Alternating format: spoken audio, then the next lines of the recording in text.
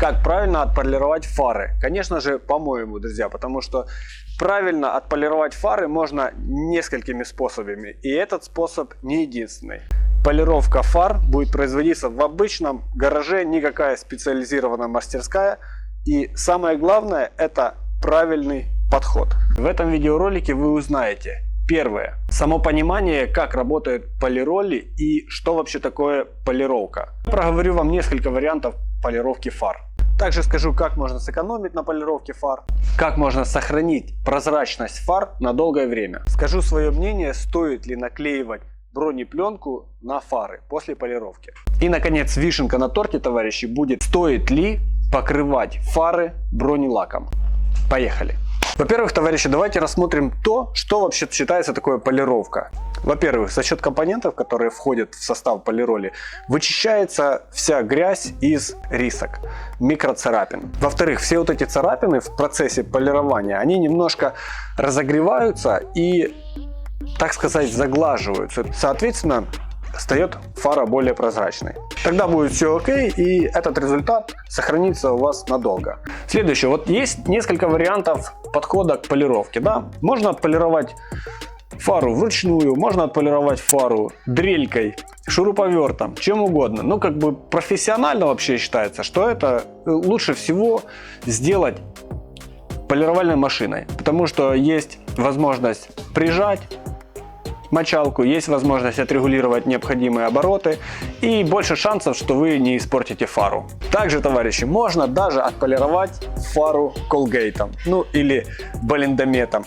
Самое главное, чтобы вы понимали, что вот в состав вот этих вот полиролей, которые сглаживают верхнюю часть фары, там есть такой микроабразив. Вы просто-напросто можете ее на ощупь понять. Если там есть такие микро-микро крупинки, значит все, в состав полироли, в состав вот этой вот пасты, даже той же самой зубной пасты, есть вот эти кристаллы, которые, собственно, будут выполнять вам функцию полироли. В данном варианте мы, конечно же, не будем использовать пасту, потому что слишком рискованно уже делать такие эксперименты на любимом автомобиле. Поэтому мы будем использовать профессиональную пасту.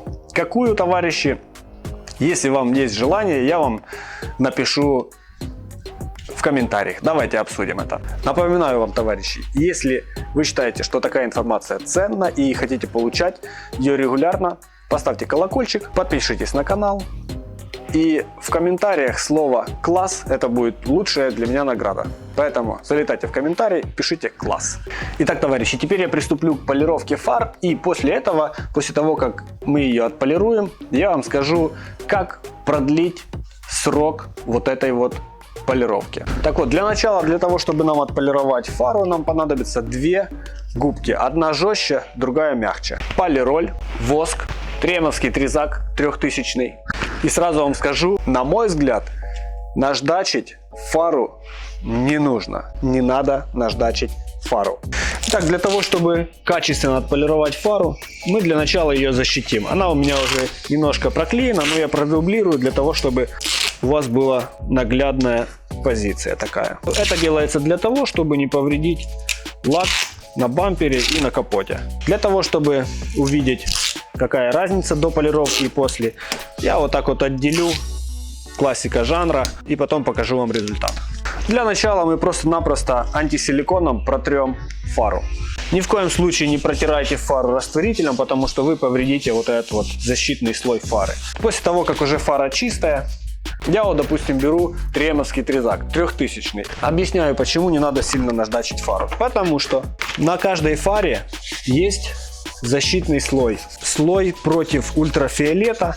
Кто-то утверждает, что это многослойность фары. Я считаю лично, что это защитный слой, такое защитное покрытие. Оно очень тонкое, и для того, чтобы его по максимуму сохранить, не нужно наждачить грубыми наждачками, потому что вы его сотрете, но и нужно будет перелакировать фару гораздо раньше, чем можно было бы. После того, как тризаком я очистил все мусоринки, которые въелись царапины на фаре, я использую обычную тряпочку или обычную бумажную салфетку и вытираю насухо фару.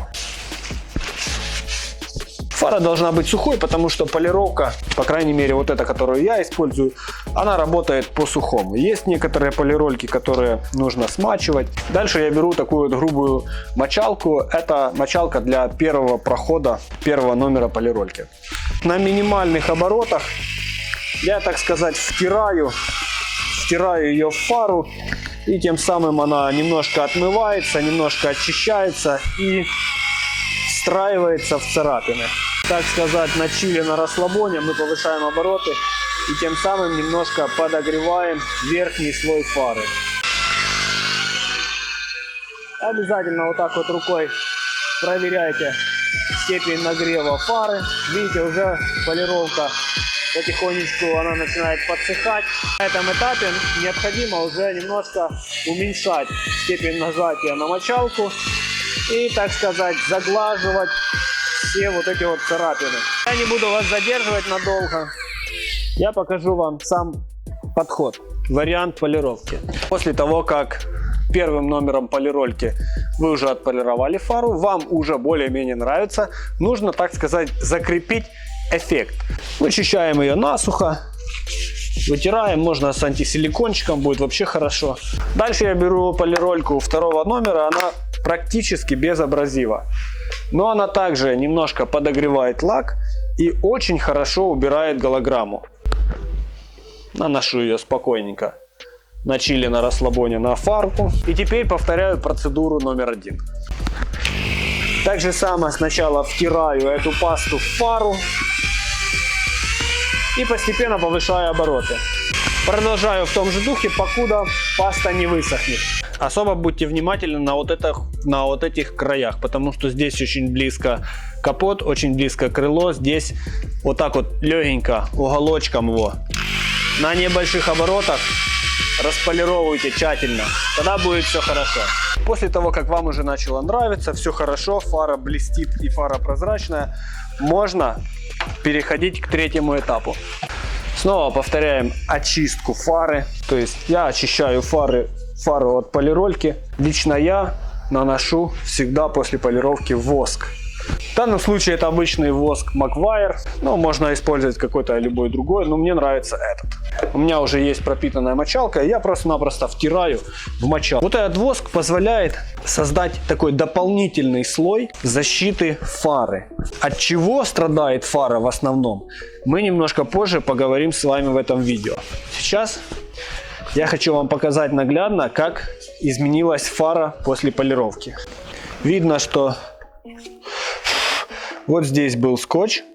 Видно, что вот эта половина мутная, а вот эта половина блестит. И самое главное, она прозрачная. Ну, то есть результат налицо. Вот здесь мутная, вот здесь прозрачная. Сейчас буду дополировать вот эту сторону, и фара будет то, что надо. Хочу вам сказать пару слов, как сохранить все-таки вот эту вот прозрачность фары.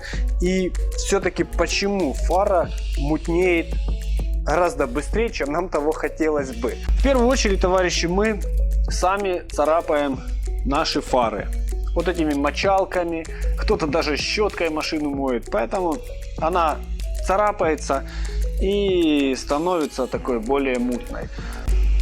Второй немаловажный фактор, и он в некоторых случаях неконтролируемый. То есть, когда мы заезжаем на мойку, на мойке используем всяческие шампуни. И есть некоторые концентраты, которые разъедают вот этот вот слой. Потому что этот слой, он менее такой жесткий. Ну, можно сказать, что химия на него влияет гораздо быстрее, чем, вот, допустим, на лак.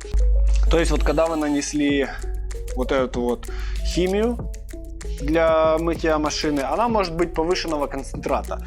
И когда эта химия долго лежит на фаре, она разъедает вот этот вот верхний слой, и фара становится мутной, вплоть до того, что облазит часть защитного лака. Поэтому, товарищи, для того, чтобы надолго сохранить прозрачность фары, нужно просто-напросто мыть эти фары не высоким концентратом химии. Ну и поменьше ялозить щетками. Коротко скажу вам о том, стоит ли наносить бронированную пленку на свои фары.